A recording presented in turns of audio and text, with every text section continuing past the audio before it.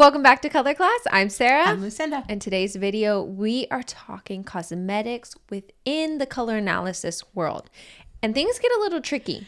This is going to be fun because we're going to blow the lid off of some cosmetic company, how-tos, and we're going to tell you the real deal on how to use color to get your best cosmetic result. Right, because we're going to be breaking down foundations, concealers, blush, eyeshadow, and lipstick, and how to find the right shades based off whether it's your seasonal color, whether it's your 6 dominant characteristics, whether it's your eye color, for example. Skin tone. Right. It's complicated. And that it is. Sarah, that's why they call makeup professionals makeup artists, because it is an art form. It's not cut and dry. And we're going to give you the lowdown on why it is an art form and how to use it as an art form. So starting off, what really kind of got this video going was talking with our Patreon members, talking about different colors, whether your lip pencils, lipsticks, eyeshadows, everything. And we realized that a lot of companies, the way they were designating colors for seasons was just by warm and cool. It just doesn't work. Right. Like if you were to look at some companies that say, we'll put you in the right season for your makeup. If you look closely, you'll see that for every color is winter or summer bunched together, and spring and autumn bunched together. Now, for you old pros, that's not a great word. For you professionals and you people who know everything there is to know about color, mature, you know what we're talking about. Basically they're saying these are our warm tones, these are our cool tones. Good luck. And that's not the best approach to choosing a lipstick. It's certainly not a good approach to choose a foundation. Foundations are totally different. And we'll start there because foundations need to match your skin. If you start putting a foundation on that doesn't match your skin, you're going to look orange. You're going to look ghostly. Yeah, it's just going to go be one way or the other. Wrong. And in the color analysis world, people go, well, you can figure out your skin tone by looking at the veins in your wrists. I'm sorry. I've been in this industry for 30 years, and I cannot look at the veins in my wrist and determine my skin tone. It depends on how deep your veins are. Some people have veins that are really close to the surface, and they tend to look a little bluer. They have veins that are deeper, and they tend to look a little greener. This is a myth. I'm proposing to all of you, forget the whole vein theory. Also, let's talk about our skin tone from our veins to our face. There's a whole different color, especially with you. There's a whole different array of colors. Yeah, forget that. Because remember, as we age, we start losing the pigment, and we really tell the difference in our hands.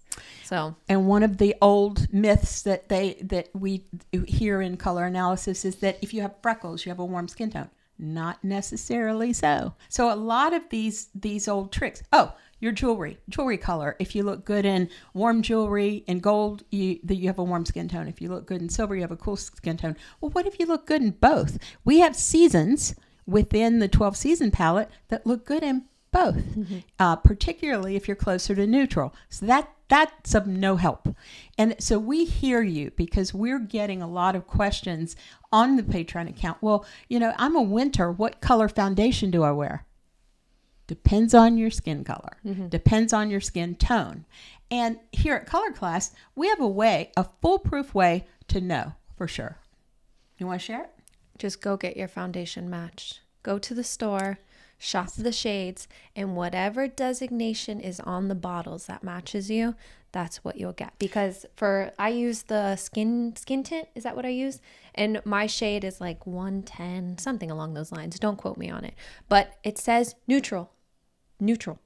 That's exactly what I am. I am neutral. And if you want the full array, one of the brands that has the best, broadest range of warm to cool to neutral and are well identified, L'Oreal.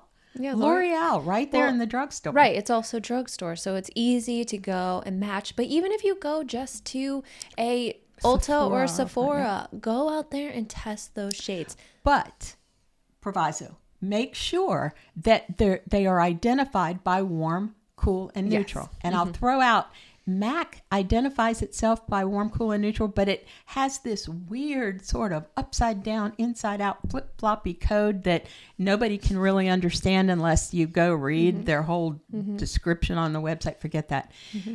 Find yourself a line, a foundation line that identifies warm, cool, neutral, and have your skin matched. That is the most scientific, easy, foolproof method of determining what your skin tone actually is. Oh, one more thing. I know a lot of people match to their wrist. Don't match to your wrist because our wrist and our face are completely different. So don't match to the neck. Especially if you have some discoloration. Now, if it's very similar, that's fine. If that's what you prefer, match to your face. Yeah, match, your jawline. Right. Here at Color Class, we do it based off what we see.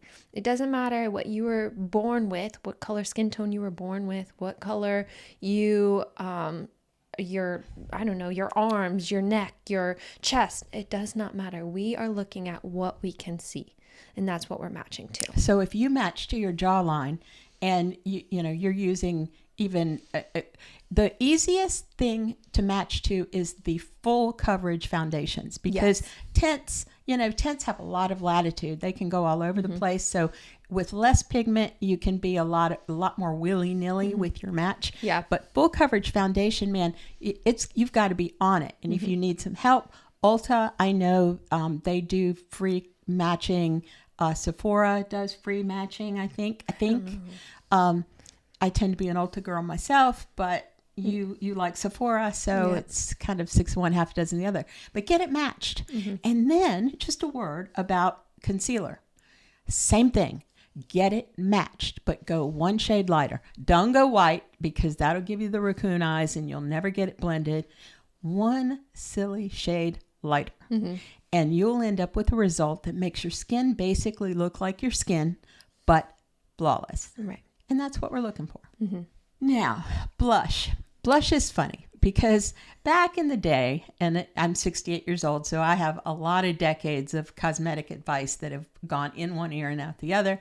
But I remember when I was a little kid, they would say, now pinch your cheeks. But it's not a terrible idea, because what you want to do is match your natural flush with your blush.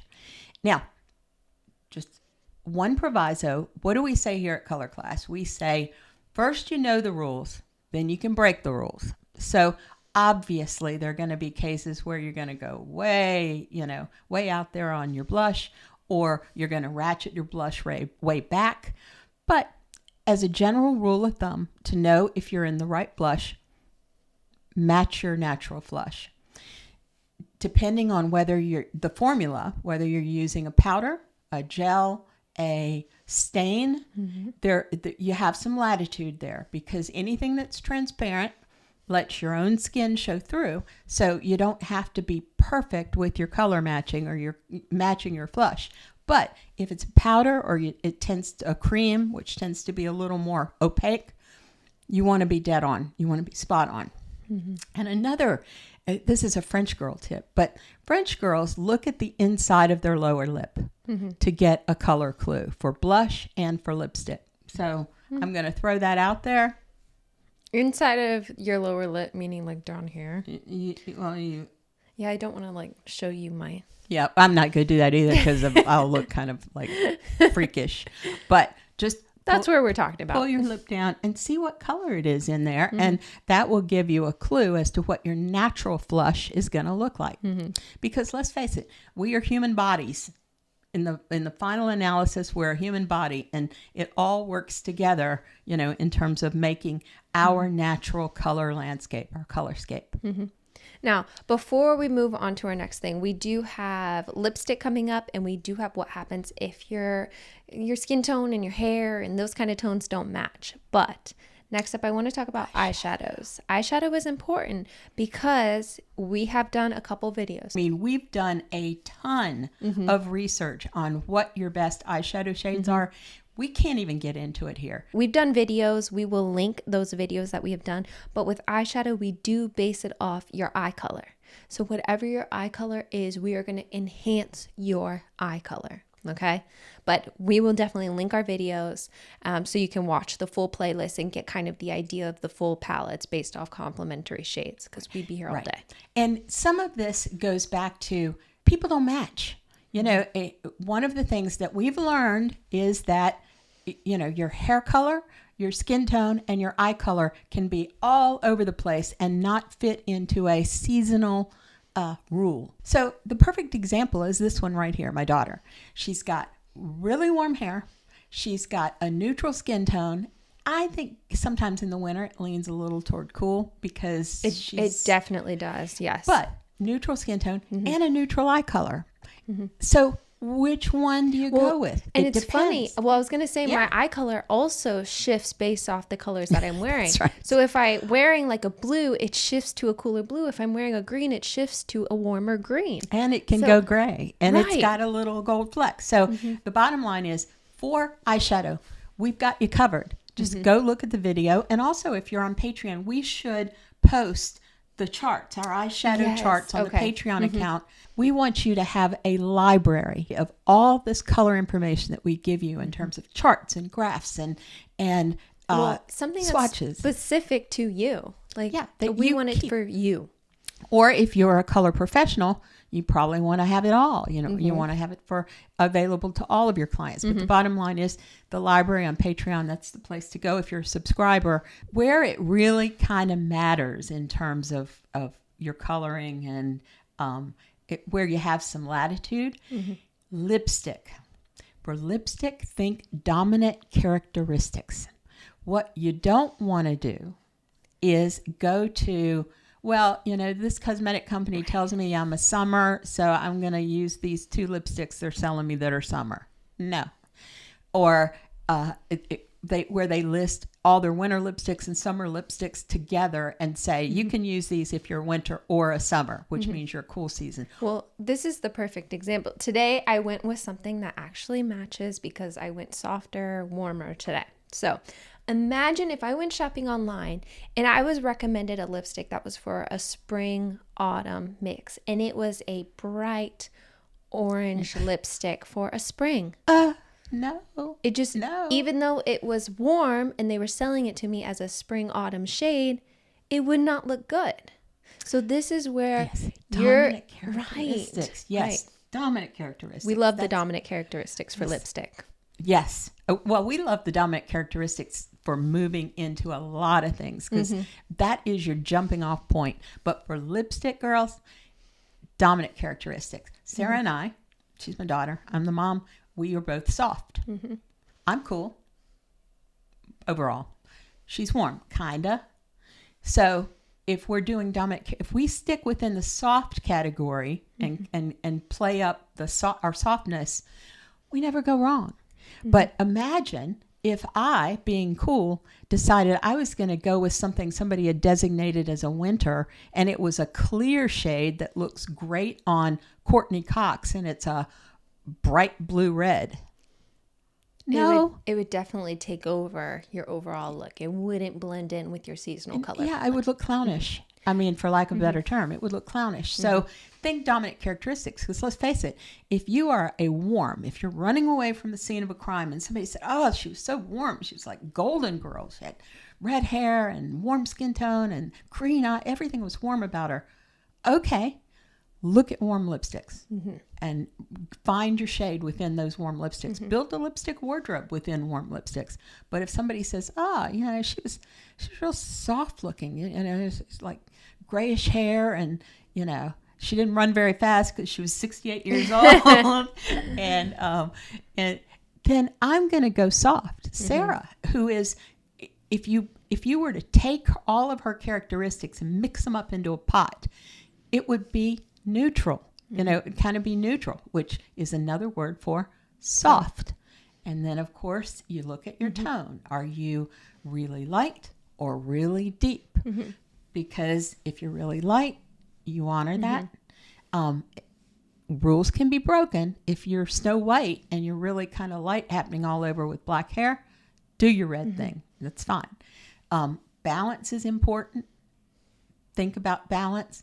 But bottom line, start with dominant characteristics for lipsticks. And that's probably why you notice we don't really do warm versus cool. We do the 6 dominant characteristics when we did all the L'Oreal lipsticks, or we do the 12 palette seasons, getting a little bit more defined, because we can talk whether you're soft, whether you're deep, whether you're a deep autumn, a deep winter, whether you're a light spring or anything. That's why we get more in depth there. Right, because there's so much more to lipstick than just warm and cool. There's such an array. You can be super bright or you can be super soft and still be right. You can still be warm. So that's why we want you to look at the 6 dominant characteristics for lipstick, because you can really find a place there. Yeah, always look at that continuum. And if you still have questions, if we have been as clear as mud in this video and you still have questions, you know where you can ask them. Now, one thing I do want to bring up is a little bit more on skin tones. One of them being, if you are a mix-up person, if you have skin tone that doesn't match your hair, like me, for example, I do want to mention for my day-to-day basis, when I emphasize my hair, because it is warmer than my skin tone, also my brows are very cool. They're like an ash gray, dark gray. You can warm up those features. I want to make that very clear. I know we said base it off your skin tone, but you can warm up those features to match with what you're doing that day. But you have to be so very careful. Right. I remember back in the day when Bobbi Brown was at her heyday and she had a foundation line. Everybody wore black, and her foundation line, every single shade in her foundation line went yellow. She went kind of on the yellow side. And what she would tell people is, if you wear foundation and you make it a little bit more golden than your skin, it'll make you look younger. That's true. However, it has to be so nuanced, and it has to be done so carefully that you almost want to have a professional kind of get you there first, because the moment that you go more golden than your skin tone, too much, and it's not just a fraction, it's going to make you look yellow, and we don't want to look yellow. We want to look like our natural skin tones so that we look healthy and fresh. Right. So that was kind of a myth that was out there, and it's not that it's untrue, it's that it has to be so carefully nuanced. Right. It's very subtle. And we had a whole population of women who looked yellow and were wearing black everywhere, and dark brown lipstick. And that was not our best decade. I'm sorry. No, not my favorite. No. Not quite my favorite.